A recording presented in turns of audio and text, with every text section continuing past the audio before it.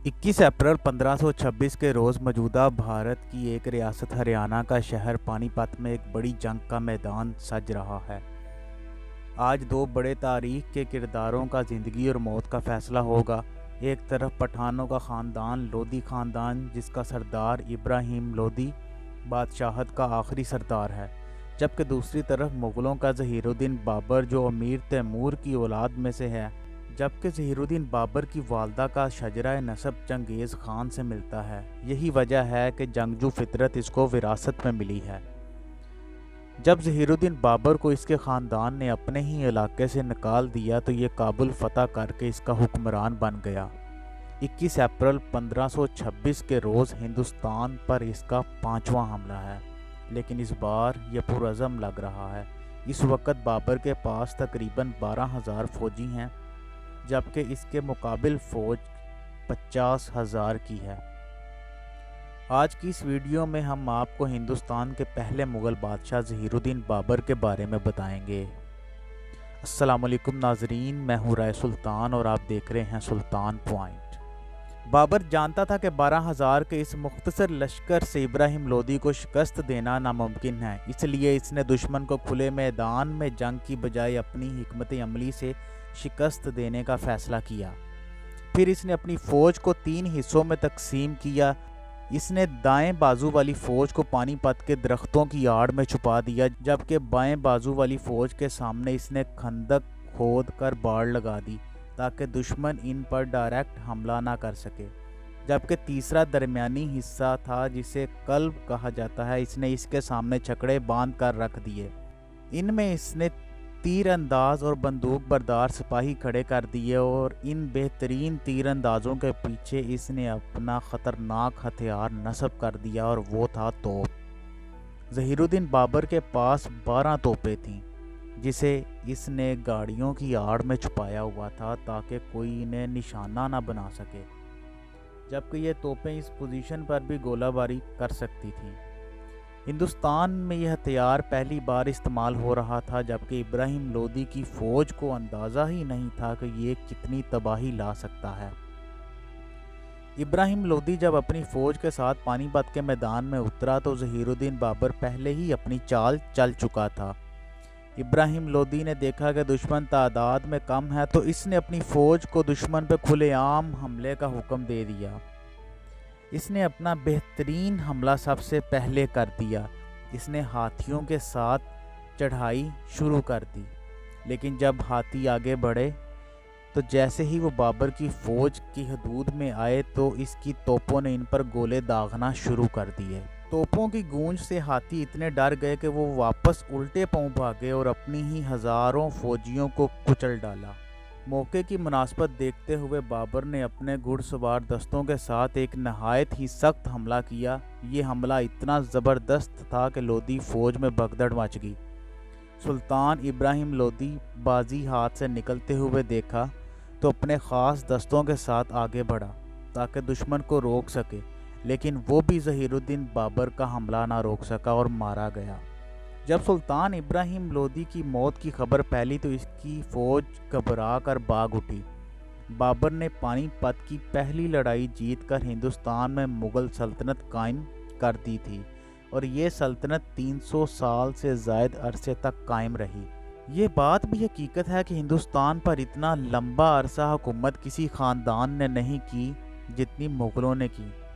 ज़हीरुद्दीन बाबर ने जीतने के बाद सबसे पहले पानीपत में एक बाग लगाया जिसे काबली बाग कहा जाता है, और इसमें एक शानदार मस्जिद तामीर करवाई जिसे उस वक़्त बाबरी मस्जिद कहा जाता है। ये मस्जिद आज भी मौजूद है और बाग वाली मस्जिद के नाम पर मशहूर है। इब्राहिम लोधी को भी बाबर ने पानीपत में ही दफन किया और इसकी कब्र आज भी वहाँ मौजूद है। पानीपत की फतह के बाद माले गनीमत में हाथी भी बड़ी तादाद में ज़हीरुद्दीन बाबर के कब्ज़े में आए। बाबर शाहाना अंदाज में दिल्ली चला आया और इसने सबसे पहले हज़रत शेख निज़ामुद्दीन औलिया के दरबार पर फातिहा ख़्वानी की। इसके बाद ये आगरा चला गया, जहाँ जाकर इसको पता चला कि इसका बेटा हुमायूं को कोहे नूर पेश किया गया है, जो बाबर से पहले ही आगरा पहुँच चुका था। बाबर कोहे नूर के बारे में लिखता है कि इसकी कीमत दुनिया की आधी आमदनी के बराबर है। جب ہمایوں نے اپنے والد کی آمد کا سنا تو اس نے کوہ نور ہیرا بابر کو پیش کر دیا، لیکن بابر نے ہیرا لینے سے انکار کر دیا اور یہ اپنے ہی بیٹے کو بخش دیا۔ بابر کے راستے کی ساری رکاوٹیں دور ہو چکی تھیں، لیکن صرف ایک مسئلہ رہ گیا تھا۔ بابر نے آگرہ شہر پر قبضہ تو کر لیا تھا، لیکن شہر کا قلعہ اور خزانہ ابھی بھی لودھی خاندان کے قبضے میں تھا۔ ابراہیم لودھی کی والدہ بھی قلعے میں موجود تھیں اور اپنے خاندان کی سربراہی کر رہی تھیں۔ بعد میں اس نے بابر سے مذاکرات کیے، جس میں اس نے قلعے اور مکمل خزانے کے عوض اپنے خاندان کی سلامتی مانگی۔ اس کے ساتھ اس نے آگرہ شہر کے باہر ایک محل اور تمام عمرہ کے لیے جاگیریں بھی مانگی۔ بابر نے یہ تمام شرائط مان لیں اور پھر قلعے کے دروازے کھل گئے، لیکن دل ہی دل میں ابراہیم لودھی کی ماں بابر کے قتل کا منصوبہ بھی بنا رہی تھی۔ اس نے مختلف طریقوں سے باورچیوں کو خرید کر بابر کے کھانے میں زہر ملا دیا۔ جب ظہیر الدین بابر نے یہ کھانا کھایا تو اس کو الٹیاں شروع ہو گئیں۔ بابر نے فوری طور پر حکم دیا یہ کھانا جانوروں کو کھلایا جائے، چنانچہ ایک کتے اور 2 چیلوں کو یہ کھانا کھلایا گیا۔ جب یہ سارے جانور بیمار تو ہوئے لیکن زندہ بچ گئے، اور بعد میں بابر بھی زندہ بچ گیا، جبکہ زہر کا اثر ختم کرنے کے لیے مختلف جڑی بوٹیاں استعمال کرتا رہا۔ تفتیش کے بعد 2 عورتوں اور 2 مردوں کو قید کر لیا گیا۔ ایک مرد کے ٹکڑے کر دیے گئے، جبکہ بیچ چوراہے میں برچی کی کھال اتروا دی گئی۔ ایک عورت کو گولی مار دی گئی، جبکہ دوسری عورت کو ہاتھی کے پیر تلے کچل دیا گیا۔ ابراہیم لودھی کی والدہ کو بابر بوا کہتا تھا، یعنی اسے اپنی ماں کا درجہ دیتا تھا، لیکن اس سازش کے بعد بابر نے اس کا سارا مال و اسباب ضبط کر کے اس کو قید کر دیا، جبکہ ابراہیم لودھی کے خاندان کو کابل بھیج دیا، جہاں بابر کا بیٹا کامران اپنے باپ کی غیر موجودگی میں حکومت چلا رہا تھا۔ کچھ مورخین نے یہ بھی کہا ہے کہ ابراہیم لودھی کی ماں نے دریا میں کود کر خودکشی کر لی۔ بہرحال ان سب کے باوجود ظہیر الدین بابر شہنشاہ بن چکا تھا۔ یہ وہی ظہیر الدین بابر تھا جس کو فرغانہ سے نکلنے کے بعد اپنی ماں اور چند وفاداروں کے ساتھ اپنی جان بچانے کے لیے جنگلوں میں چھپنا پڑا تھا، لیکن اب وہی بابر ہندوستان کا بادشاہ بن چکا تھا۔ لیکن بادشاہ بننا ایک کام ہے، اس سے بھی مشکل کام تھا بادشاہت پر کنٹرول کرنا۔ بابر کو بھی یہی کرنا پڑا۔ اپنی بادشاہت کو برقرار رکھنے کے لیے مزید خون بہانا پڑا۔ دراصل ہوا کچھ یوں کہ راجپوتوں کے علاقے میں باڑکا رانا سانگا، جس نے خود بابر کو ہندوستان پر حملے کی دعوت دی تھی، لیکن وہ بابر کی حکومت کو تسلیم نہیں کر رہا تھا۔ اصل میں رانا سانگا نے یہ سمجھا تھا کہ بابر بھی اپنے بڑے یعنی تیمور لنگ کی طرح ہندوستان میں لوٹ مار کر کے واپس چلا جائے گا، لیکن ایسا نہ ہوا۔ باڑکا رانا سانگا کا اپنی سلطنت کو بڑھانے کا خواب ہی رہ گیا۔ حقیقت دراصل یوں تھی کہ رانا سانگا نے بابر سے وعدہ بھی کیا تھا کہ وہ ابراہیم لودھی کے ساتھ جنگ میں بابر کی مدد کرے گا، لیکن اس نے وعدہ خلافی کی اور بابر کو اکیلے ہی ابراہیم لودھی کے ساتھ لڑنا پڑا، جبکہ رانا سانگا اپنے ہی علاقے میں موجود رہا۔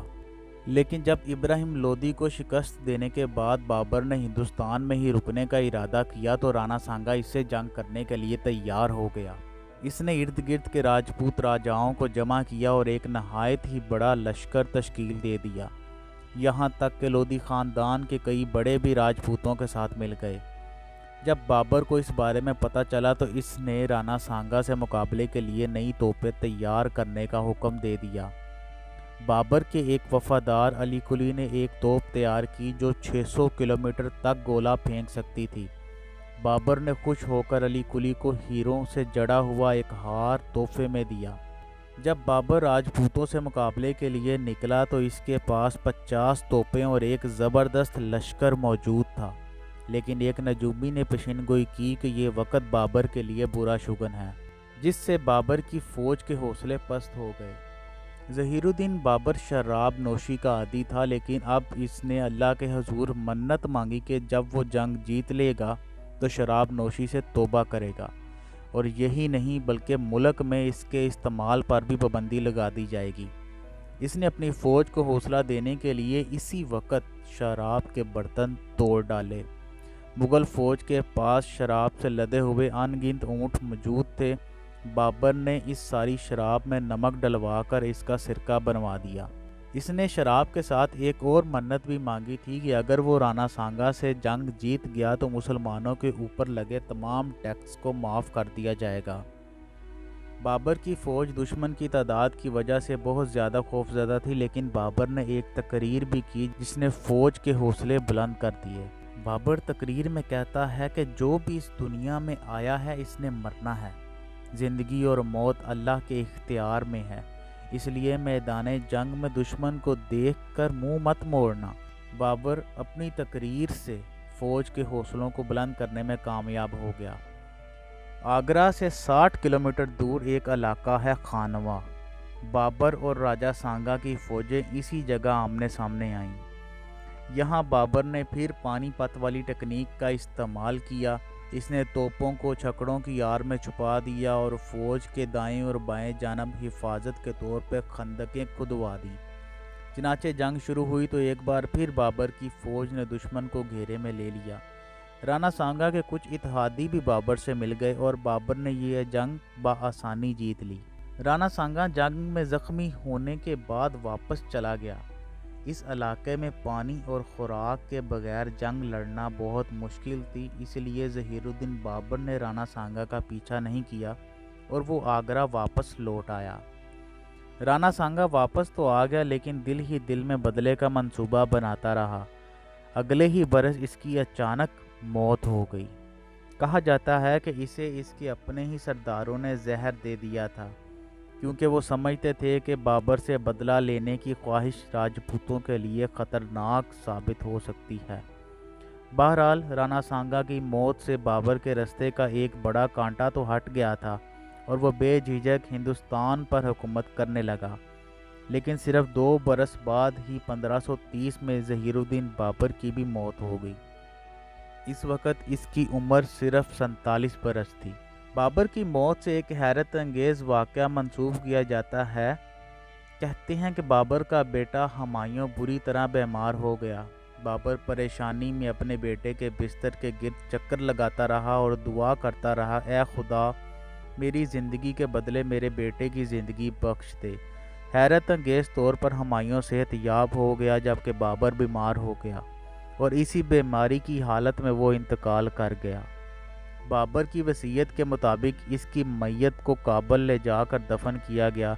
जिस बाग में बाबर का मकबरा है, इस बाग को आज बागे बाबर कहते हैं। बाबर अपनी आबाई सल्तनत फरगाना तो नहीं ले सका, लेकिन इसने एक ऐसी सल्तनत कायम कर दी जिसे तारीख़ में मुग़लिया सल्तनत के नाम से जाना जाता है। जी तो नाज़रीन, कैसी लगी आपको हमारी वीडियो, आप बताएं कमेंट सेक्शन में। मिलते हैं अगली वीडियो में, तब तक के लिए अल्लाह हाफ़िज़।